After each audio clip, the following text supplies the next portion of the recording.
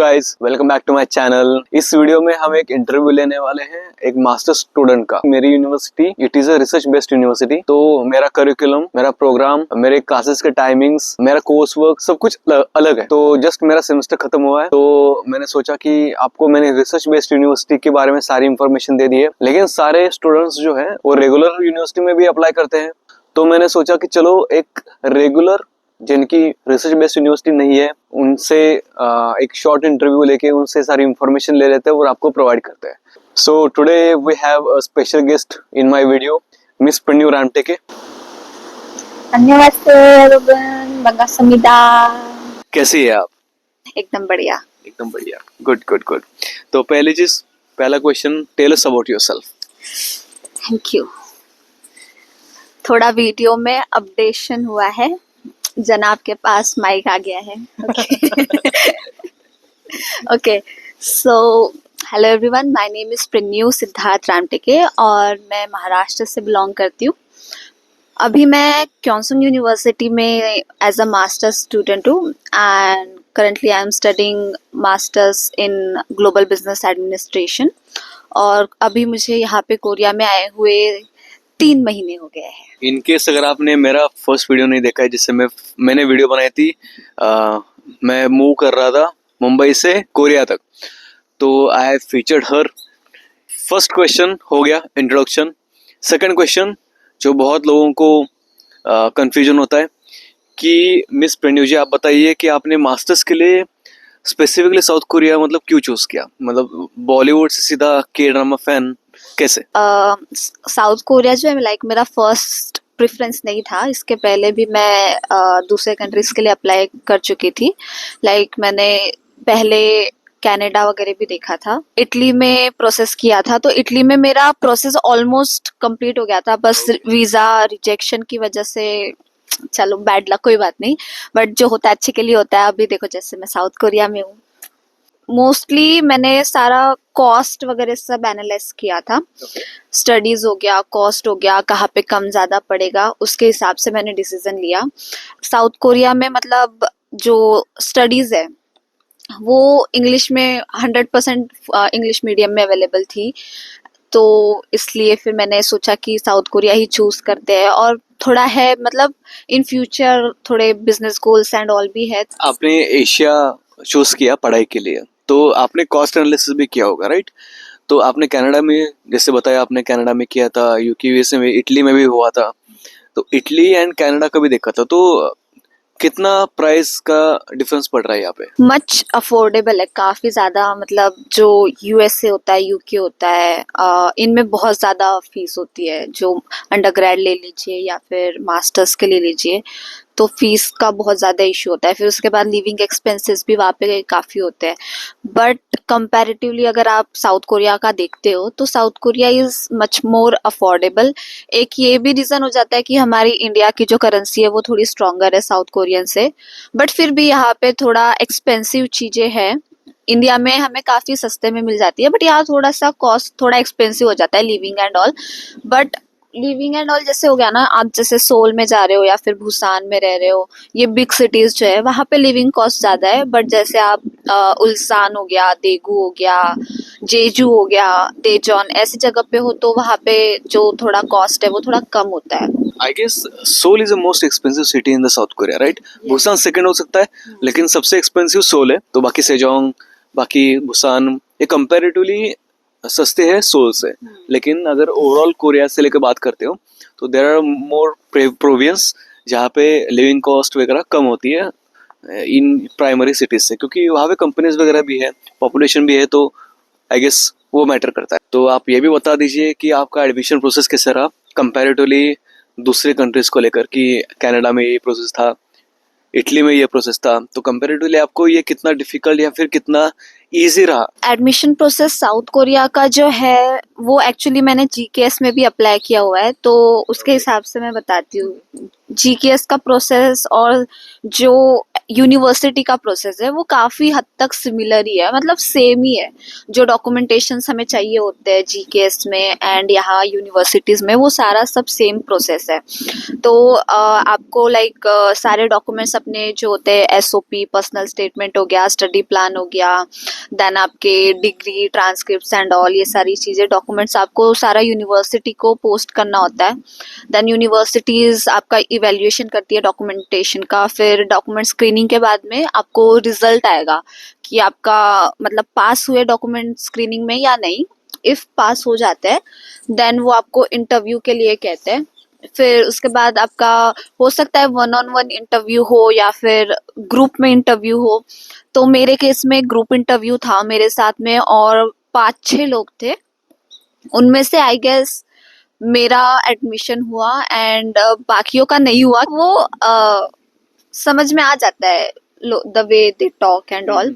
सो कोई फॉर्मल्स में नहीं था, मैं अकेली वहां पे फॉर्मल में थी। फिर जैसे वो बात कर रहे थे, आंसर्स दे रहे थे, तो उससे मुझे भी समझ गया था कि इनका तो नहीं होने वाला है। इंटरव्यू हुआ मेरा। इंटरव्यू के बाद में मुझे पॉजिटिव रिस्पॉन्स आया कि मेरा एडमिशन हो गया है, सिलेक्शन हो गया है।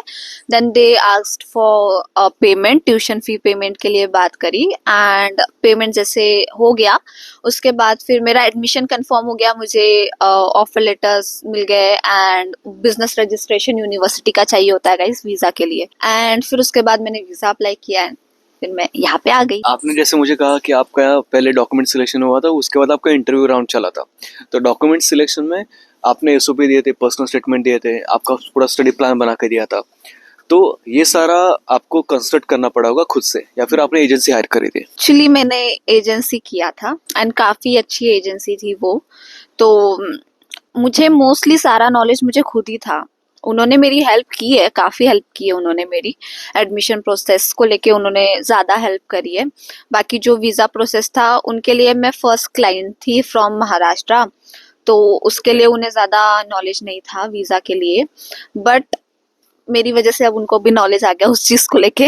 तो उन्होंने जो एडमिशन प्रोसेस से लेके तो इंटरव्यू एंड ऑल, मेरे बहुत सारे उन्होंने इंटरव्यू सेशंस भी लिए थे ताकि मैं थोड़ा कॉन्फिडेंट फील करूँ। एंड फिर उन्होंने समझाया था कैसे आंसर्स एंड ऑल देते हैं। तो ओवरऑल ऑल मेरा अच्छा एक्सपीरियंस था एजेंसी के साथ में। तो ये एक्चुअली एजेंसी का रिव्यू नहीं था। कट कर देना। Not sponsored guys. It was a systematic process just like mine. मेरा भी पहले डॉक्यूमेंट सिलेक्शन हुआ था, फिर मेरा भी इंटरव्यू हुआ था। जैसे आपका ग्रुप इंटरव्यू हुआ था, मेरा इंडिविजुअल इंटरव्यू था। जूम कॉल पे लिया था। वेटिंग रूम रहता है, वेटिंग रूम से वो आपको बुला लेते हैं। बिल्डिंग के अंदर जाते तो रिसेप्शनिस्ट जैसे आपका स्वागत करते हैं। तो जूम कॉल में भी एक रिप्रेजेंटेटिव थी यूनिवर्सिटी की, इंफॉर्मेशन चेक करी थी। पासपोर्ट मुझे पूछा था कि आपका पासपोर्ट दिखा दीजिए, और फिर सारी इंफॉर्मेशन चेक करने के बाद उन्होंने मुझे वेटिंग रूम पे ट्रांसफर किया था। 5-6 लोग थे, उन्होंने वेटिंग रूम से हटा के इंटरव्यू रूम पे ले लिया एंड मुझे इंटरव्यू किया था। शायद मैं गेस कर रहा हूँ आपका भी ऐसा ही रहा होगा, या फिर आपका कोई पर्टिकुलर सॉफ्टवेयर था यूनिवर्सिटी का कि जिसके थ्रू आप इंटरव्यू सारा एडमिशन प्रोसेस हैंडल चल रहा था। बड़ी यूनिवर्सिटी की बड़ी बातें। मेरे यूनिवर्सिटी में ऐसा कुछ नहीं है। उन्होंने बस हमें जूम पे, आई गेस हमारा इंटरव्यू हुआ था जूम पे। कोई हमारा स्वागत के लिए वहाँ पे फूल वूल लेके नहीं था। बस हम लोग आए एंड उन्होंने हमें ग्रुप में सबको साथ में बुलाया। देन वहाँ पे डीन था एंड 2-3 और टीचर थे। तो डीन ने हमारा इंटरव्यू लिया है और फिर उसके बाद इंटरव्यू होने के बाद में हमें जो रिजल्ट आया है वो भी हमारे मेल पे आया था। कोई ऐसा हमारा पोर्टल एंड ऑल नहीं था उस टाइम पे। आई गेस अभी इन्होंने जो है वो पोर्टल सिस्टम स्टार्ट कर दी है। मेन पाइपलाइन वही रहेगी, लेकिन जो मेन पर्टिकुलर्स रहते हैं जिसके थ्रू मीडिया चैनल्स जो रहते हैं वो चेंज होते रहते हैं। So my next question is for you कि आपका भूसान का फर्स्ट इंप्रेशन कैसा रहा? यहाँ पे आपने फूड ट्राई किया होगा, आपने यहाँ पे कल्चरल देखा होगा, आपने अपनी यूनिवर्सिटी देखी होगी, आपने जो एंटिसिपेट किया था उससे और रियल लाइफ से कितना अंतर था उसका? फर्स्ट इम्प्रेशन तो ऑब्वियसली मैं बहुत थकी हुई थी। जैसे मैं सोल से यहाँ पे ट्रांसफर करके आ रही थी डायरेक्ट, कोई बुसान की डायरेक्ट फ्लाइट नहीं है, तो वाया सोल हमें यहाँ पे आना पड़ता है। तो हमारा बस का ट्रैवल था बेसिकली, और पूरा लाइक 24 आवर, या मतलब समझो कि 24 आवर का पूरा ट्रैवल था बिना Right, सोए खाए पिए। सो बहुत ज्यादा टायरिंग था वो सारा हाँ, जितना क्योंकि भी कैसा था ना प्रोसेस है। कि घर से आ रहे थे, तो सॉरी, थैंक यू। तो घर से आ रहे थे, तो घर से मुंबई तक जाने का सफर, मुंबई में चेक इन करने के बाद मुंबई से दिल्ली का सफर, फिर दिल्ली पे ले ओवर था, दिल्ली का सफर था, वहां पे रुकना पड़ा, फिर सारा सिक्योरिटी चेकअप वगैरह करके फिर रात की पूरी फ्लाइट थी, वो फिर यहाँ पे आ गए, यहाँ पे पूरा कस्टम क्लियरेंस जो भी है, वो चीज़ों का रहता है कस्टम क्लियरेंस, लेकिन वो आप समझ रहे हो, वो पूरा प्रोसेस फॉलो करना पड़ा, इमिग्रेशन प्रोसेस, थैंक यू। तो इमिग्रेशन प्रोसेस पूरा फॉलो करने के बाद फिर से बस लेके सोल से बुसान में आना, 24 आवर्स परहैप्स ज़्यादा ही थे, 36 42 आवर्स, क्योंकि घर से भी प्रिपरेशन करनी थी, पैकिंग थी, घर का भी स्ट्रेस था, राइट। 42 आवर्स का सफर था आपका। वो उसी में मेरा पूरा हालत खराब हो गया था, हालांकि मैं कुछ कर भी नहीं रही थी, यही सब उठा रहे थे मेरे बैग्स। ये थी, सॉरी, ये था और अर्चिता थी, तो वो ये दोनों ही सब हैंडल कर रहे थे, मैं बस पैसेंजर प्रिंसेस अपना छोटा सा बैग लेके बस जा रही थी। फिर उसके बाद बस का ट्रैवल हुआ, एंड मतलब जब मैं सोल पे लैंड हुई तो सोल पे तो मेरा मस्त मूड था, हैप्पी हैप्पी हैप्पी वाला। वहां पे सब कोरियन कोरियन देख के सारे फैंटेसी वाला के ड्रामा सब याद आ गया था, सबकी स्किन ऐसे दूर से चमक रही है, फिर सब ऐसे एयरपोर्ट फैशन में है, तो और सारी कोरियन कान में सुनाई दे रही थी। पहले तो सिर्फ टीवी पे के ड्रामा में सुनाई देता था, बट फिर रियल में वो सब सुनाई दे रही थी। बट फिर जैसे ही एयरपोर्ट के बाहर ऐसे पैर रखो तो फिर तो इंग्लिश आती ही नहीं है लोगों को, फिर थोड़ा सा डिफिकल्ट हो जाता है बाहर। बट ओवरऑल बुसान का एक्सपीरियंस तो मेरा सही है अभी तक का, कुछ मुझे बुरा नहीं लगा है। यहाँ के लोग सारे अच्छे हैं, सब फ्रेंडली है, मतलब हेल्पफुल है, जो जैसे नॉर्मल कॉमन पीपल जो होते हैं। अभी तक मुझे कॉम्प्लीमेंट्स भी मिले हैं काफी, ऐसे जाते रहे तो उनको मेरे बाल अच्छे लगते हैं, तो थोड़ा मेरे को, हाँ, हिप्पोदा। आजस्वी लोग थोड़े से बोलते हैं। ठीक है, फिर बच्चे जैसे छोटे बच्चे रहे तो उनको फॉरेनर्स अच्छे लगते हैं, तो वो आके बात करते हैं। यंगस्टर्स थोड़े से दूर रहते हैं, उनको थोड़ा क्या कहते हैं, मतलब वो उतने कंफर्टेबल नहीं रहते हैं, थोड़े इनसिक्योर रहते हैं अपने इंग्लिश को लेके, बस इसी वजह से, बाकी कोई रीजन नहीं होता उनका। और आजम्मा वगैरह जो रहती है वो उनको अच्छा लगता है कि कोई बाहर से आया है, तो जैसे ट्रिप्स पे वगैरह मैं गई थी एक तो वहां पे आजशी या आजम्मा मुझे ऐसे रास्ते पे पहले तो मिलते हैं। बताइए आजुशी आजुमा क्या रहता है, मतलब हाराबुजी पता चलेगा, लेकिन नॉर्मल पीपल को नहीं पता चलेगा। खुद बता दिया कि जो लोग के ड्रामा नहीं देखते वो नॉर्मल पीपल है और जो देखते हैं वो नॉर्मल नहीं है। तो जो मिडिल एज वाले होते हैं ना, वो आजशी आजम्मा हो गए, मतलब ओके। मेल फीमेल्स, तो वो तारीफ करते हैं आपके लैंग्वेज की। अगर 2 लाइन भी तुमने मतलब कोरियन में बोल दिया, आनियो खमसामिदा से हो, तो उनके लिए बहुत है वो, तो वो तारीफ करते हैं कि तुम्हारी कोरियन तो अच्छी है, समझ तो आ रही है, फिर क्यों बोलती हो नहीं आती है। तो बस अभी तक एक्सपीरियंस सही है मेरा, आई होप कि आगे भी अच्छा रहे। आपने जैसे बताया कि international population is loved by elderly and somewhat rejected by the youngsters, not rejected still, तो आपको कैसा रहा कि यहाँ पे इंटरनेशनल फ्रेंड्स बनाना ज्यादा इजियर था, या फिर कोरियन फ्रेंड्स बनाना ज्यादा इजियर था, या फिर दोनों ही इजियर था, या फिर दोनों ही डिफिकल्ट था? आपके पर्सपेक्टिव से आपको क्या फील हुआ? बेसिकली एज मैं अगर मेरी पर्सनालिटी की बात करूँ तो मैं पहले थोड़ा अपने अंडरग्रेड में या फिर थोड़ा मेरा वर्किंग प्रोफेशनल जो ले लो, उसमें मैं थोड़ी इंट्रोवर्ट थी, बट यहाँ पे आने के बाद अब मैं इंट्रोवर्ट नहीं हूँ। अभी यहाँ पे थोड़ा सा मुझे अपना शिफ्ट करना पड़ा एक्सट्रोवर्ट की तरफ, क्योंकि ऑब्वियसली मैं थोड़ा कंटेंट क्रिएशन भी करती हूँ, स्किन केयर इन्फ्लुएंसिंग हो गया या फिर इंस्टाग्राम यूट्यूब इस पे, एंड यहाँ पे थोड़ा सा प्रोफेसर्स के सामने नज़रों में आना पड़ता है, तो इस वजह से क्लास में आंसर्स एंड ऑल पार्टिसिपेशन करना, ये सब करना पड़ता है। तो इस वजह से मेरे थोड़े फ्रेंड्स जो है वो बनना चालू हो गए, एंड क्लास में किसी को भी कोई भी दिक्कत होती है तो वो मेरे पास आते हैं पूछने के लिए एंड ऑल। तो जो मेरी क्लास है वो सारा इंटरनेशनल स्टूडेंट्स का ही है, उसमें एक भी कोरियन नहीं है, अच्छा, ओके। सारे इंटरनेशनल स्टूडेंट्स है। जो मैं इवेंट्स में जाती हूँ या फिर जैसे मैं एक्स्ट्रा करिकुलर में पार्टिसिपेट करती हूँ, बस वहीं पे मेरा थोड़ा इंटरेक्शन हो जाता है। तो आप जैसे बता रहे हैं, जैसे हर एक की पर्सनैलिटी मेंटलिटी ऐसे रहती है कि जब तक कंफर्ट जोन से पुश न करा जाए तब तक अपने खुद को इंट्रोवर्ट से एक्सट्रोवर्ट बनने के लिए रीजन नहीं होता। इट इज ट्रू कि Korean people are very shy but so are we. लेकिन अपनों को पुश मिला है कि हाँ भाई, आपको ये चीज अगर अचीव करनी है, डेली कमिट भी करना है, तो you have to be extrovert. If you don't know the directions तो you have to ask for the directions. लेकिन यहाँ पे कोरियन लोगों को उसकी नीड नहीं है। They know Korean, they are Koreans. तो उनको जहाँ पे ऐसे नीड नहीं है तो दे वोंट पुश कि चलो इंट्रोवर्ट से एक्सट्रोवर्ट बन जाते हैं। तो that is the I guess main difference here. अगर वो कोरियंस कोरिया के बाहर जाके अगर एक्सप्लोर करना चाहते हैं तो obviously they will have to be extrovert. जो ओल्ड पीपल होते हैं जिनको इंग्लिश आती है, ओल्ड पीपल, हाँ ओल्ड पीपल, वो बात करते हैं, वो बात करते हैं कोरियन में नहीं, इंग्लिश में बात करते हैं। Okay. क्योंकि उनको भी वो दिखाना अच्छा लगता है कि उनको इंग्लिश आती है। सो ऐसे भी इंसिडेंट हुए हैं मेरे साथ जहाँ पे जो बुजुर्ग है वो मेरे से इंग्लिश में बात कर रहे हैं, तो उनको अच्छा लगता है दिखाना कि या मुझे आती है English. Basically it's a show off thing. They can speak decent phrases like just we do annyeonghaseyo, kamsahamnida, like they will do hello, okay, good luck, bye bye. Okay okay. Okay, चलो अभी हम बात करते हैं life as a master student. तो जैसे मैंने आपको बताया था मेरी लाइफ कैसे होती है। मेरी रिसर्च बेस्ड यूनिवर्सिटी है, तो मेरा पूरा शेड्यूल जो है वो लैब के टाइमिंग्स के ऊपर, प्रोफेसर्स के टाइमिंग के उस हिसाब से एडजस्ट करना पड़ता है। जैसे Pranive she is not from research based university, तो उनका कोर्स वर्क, उनके क्लासेस के टाइमिंग सब कुछ अलग है। तो आप हमको बताइए कि आपके क्लासेस के टाइमिंग कैसे रहते हैं, आपका कोर्स स्ट्रक्चर कैसा है, कौन से प्रोग्राम्स आपको ऑफर करे जाते हैं इंग्लिश में, एंड ओवरऑल आपका लिविंग आप कैसे मैनेज करते हो। कि ऑब्वियसली मेरी यूनिवर्सिटी जो है it is in outskirts of the Ulsan, so we don't get much contact with the local people.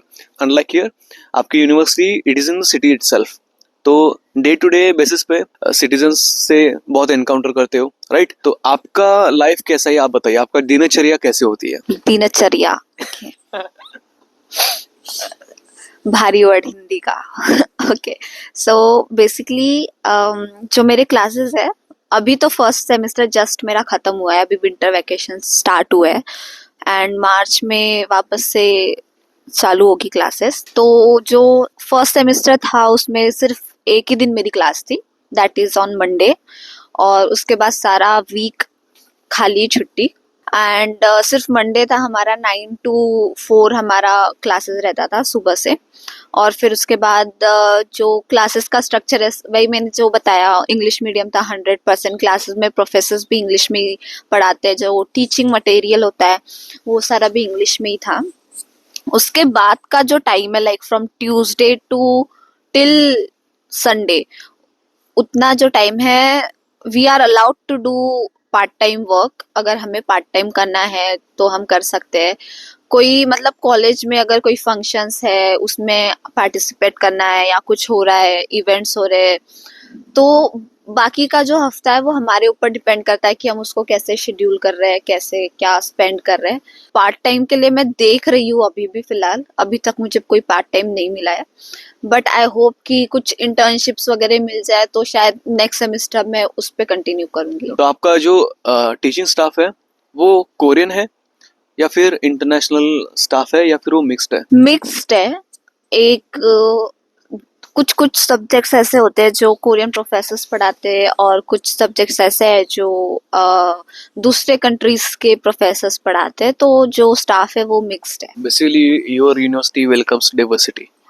Okay. And आप जैसे पार्ट टाइम के लिए बता रहे थे, तो पार्ट टाइम यहाँ पे कर सकते हैं स्टूडेंट्स, बहुत सारे स्टूडेंट्स करते हैं। पार्ट टाइम अलाउड सबको है, बट सबको पूरा दिन अलाउड नहीं है, टाइम लिमिट है सबका। जैसे जो अंडर ग्रेजुएट्स आते हैं उनको 23 to 24 आवर्स पर वीक काम करना अलाउड है, एंड जो मास्टर्स है उनको 32 आवर तक काम करना अलाउड है एक वीक में। एंड जो वैकेशन पीरियड है उसमें आप अनलिमिटेड कर सकते हो काम।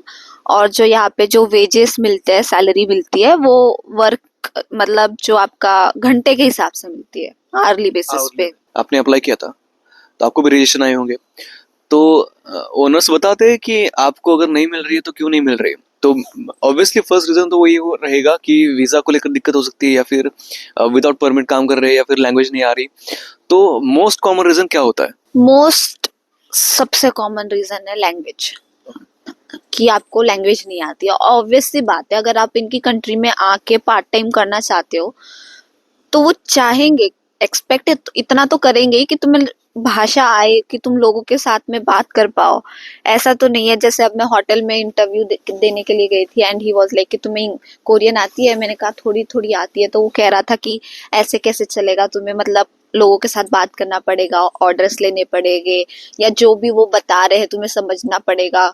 तो विदाउट कन्वर्सेशन तो पॉसिबल ही नहीं है। हाँ, जैसे हम लोगों ने किया था, आपने भी किया था, मैंने भी किया था, कि डायरेक्ट यूनिवर्सिटी में अप्लाई किया था, यूनिवर्सिटी के थ्रू वीज़ा मिल गया तो हम यहाँ पे आगे पढ़ाई करने के लिए। लेकिन मोस्ट ऑफ द स्टूडेंट्स ऐसे भी करते हैं कि वो यहाँ पे आके एक साल लैंग्वेज पढ़ते हैं, लैंग्वेज अच्छे खासे पढ़ते हैं, तो एक साल के बाद उनको एक हेड स्टार्ट मिल जाता है, right.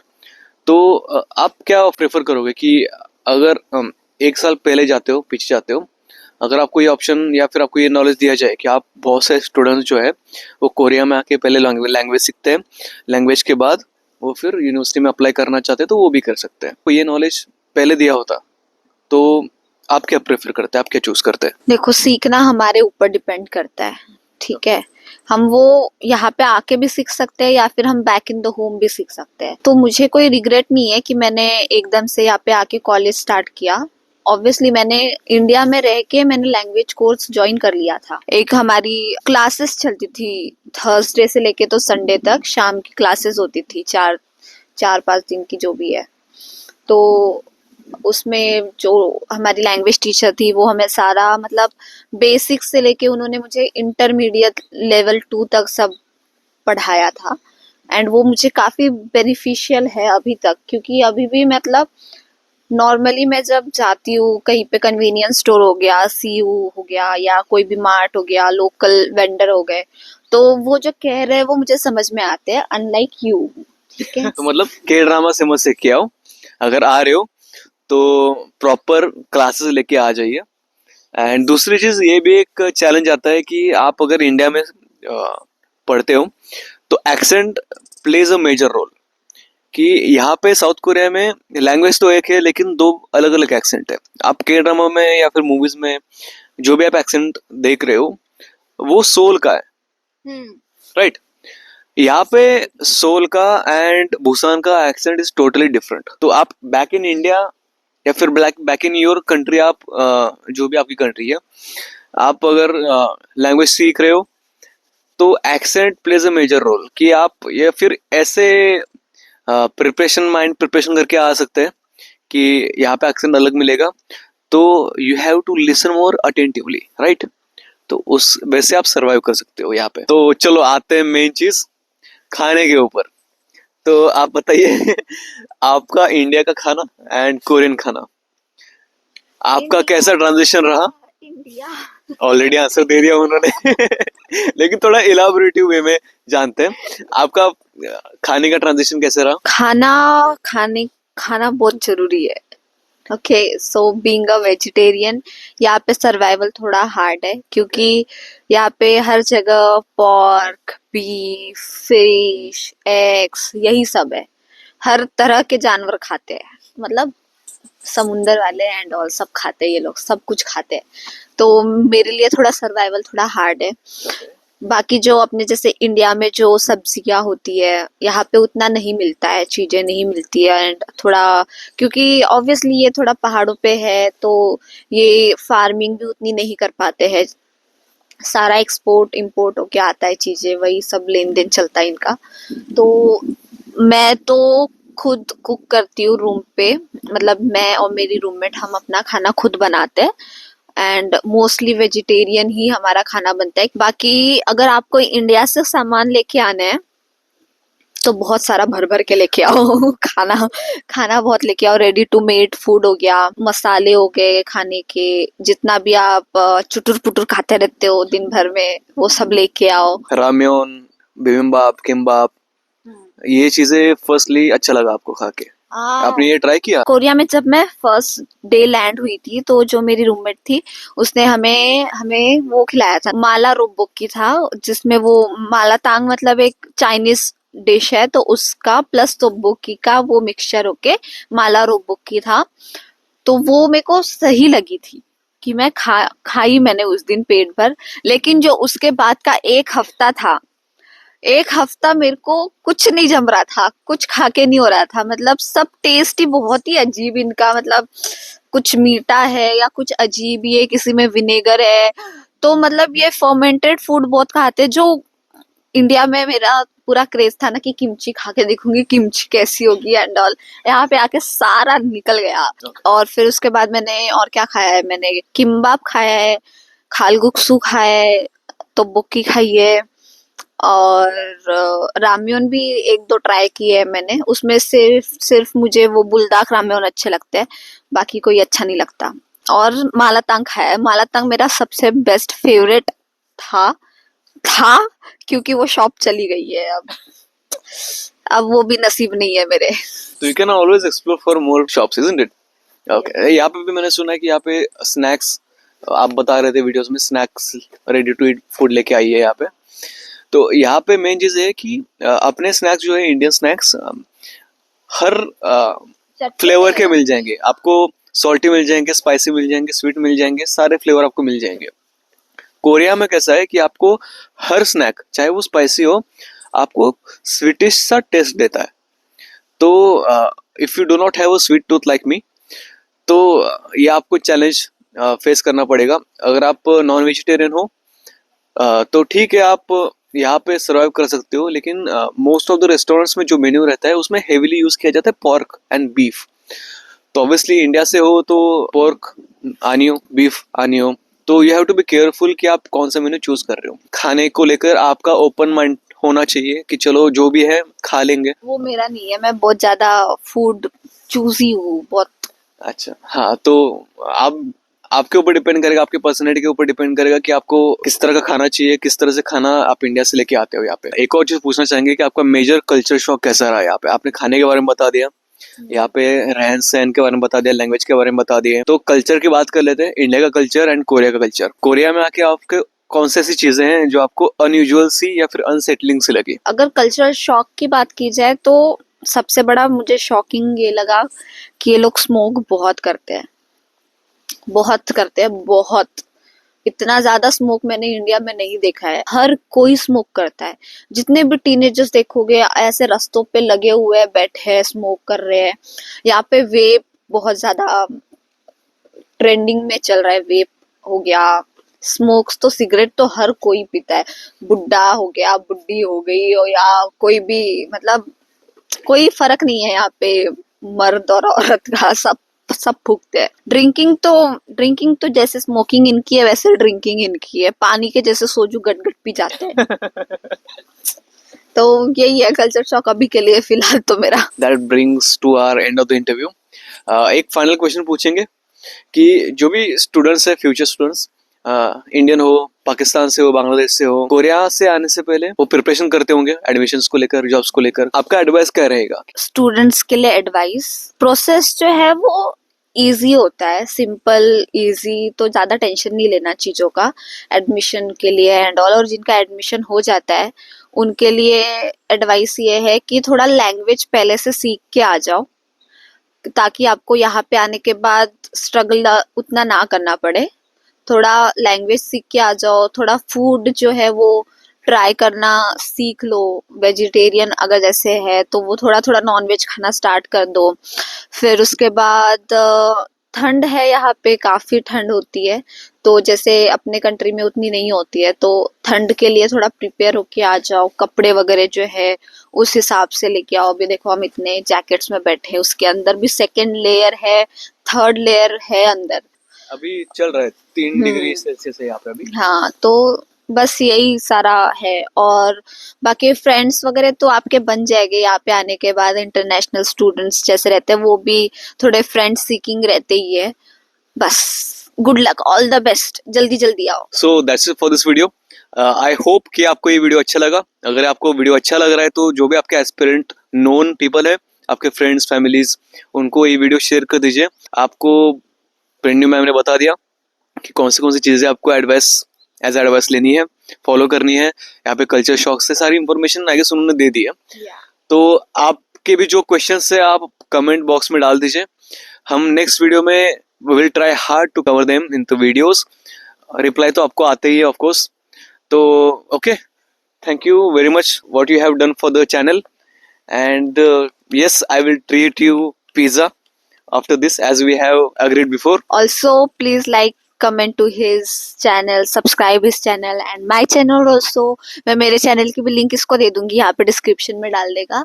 If you like this video, please like, comment, share and subscribe to his channel and my channel as well. तब तक के लिए bye. See you in the next video guys. Bye.